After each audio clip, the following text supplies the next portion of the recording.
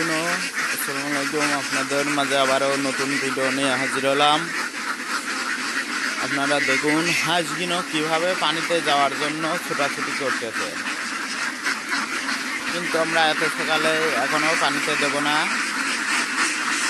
এত সকালে পানিতে দিলে আমাদের হাঁস যেহেতু আবদ্ধ অবস্থায় রাখতে হয়, সেই লাগে আমরা এত সকালে পানিতে দেব না। একটু বেলা হলে পর পানিতে দেবো হাঁস।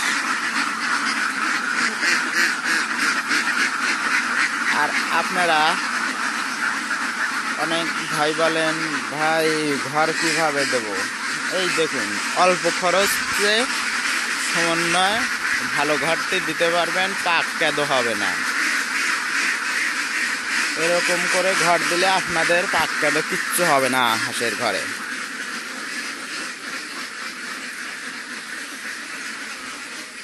এই দেখুন, আমরা নিচে একটা দিয়েছি পলিথিন কাগজ, আপনাদের দেখাতে দেখুন। এই যে এটা পলিথিন কাগজ, এই কাগজটা দিয়েছি। উপরে এক পাট শোলা দিয়েছি, নিচে এক পাট শোলা দিয়ে এটা একটা চালের লাখান করে বেঁধে আমরা ঘরটা দিয়েছি। এরকম ঘর হলে পারে ঝড় বৃষ্টিতে আপনারা পাক কেদো কিচ্ছু হবে না। আপনারা ইচ্ছা করলে এরকম ঘরে লালন পালন করতে পারেন।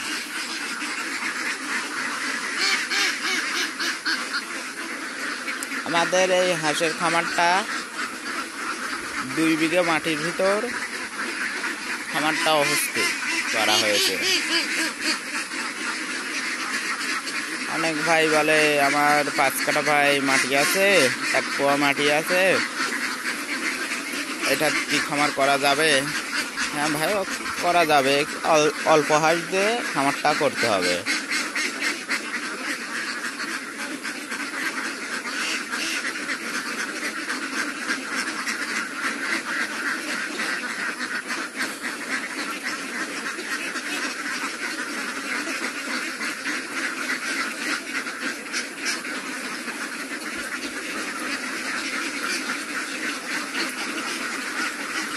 অল্প হাঁস দিয়ে খামার করলে পার কোনো সমস্যা হবে না।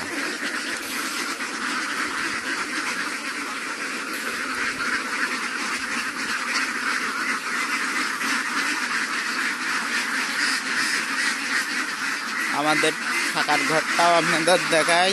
আমরা বাড়ি ছাড়া একটু থাকে তো আমাদের খামারটা, সেখানে আমরা এই দেখুন আমরা এই ঘরেতে থাকি।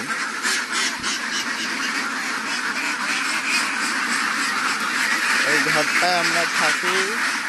এই দেখুন, এই ঘরটাতেও ছাউনি দেওয়া, সোলার চাল বেঁধে।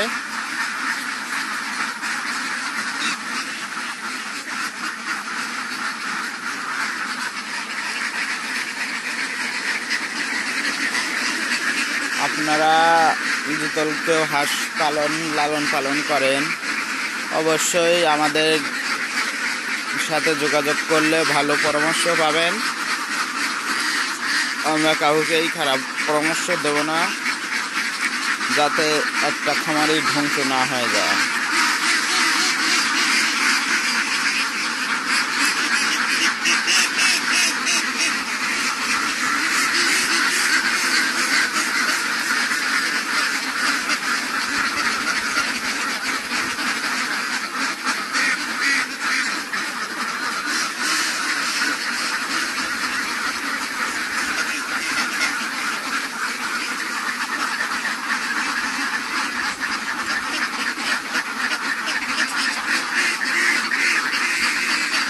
আমাদের পুকুরটাও আপনাদের দেখাই। আমরা কোন পুকুরে হাঁস লালন পালন করি। আমাদের হাঁসটা কিন্তু ছেড়ে দেওয়া একটু দেরি আছে, সেই জন্য আমরা আটকে দিলাম। দেখুন, এই পুকুরটা আমরা হাঁস লালন পালন করি। অনেকখানি জায়গা দিয়ে ঘিরা আছে, যাতে হাঁস কাউর হাঁস না এসে মিশে যায়, কাউর হাঁসের সাথে না চলে যায়।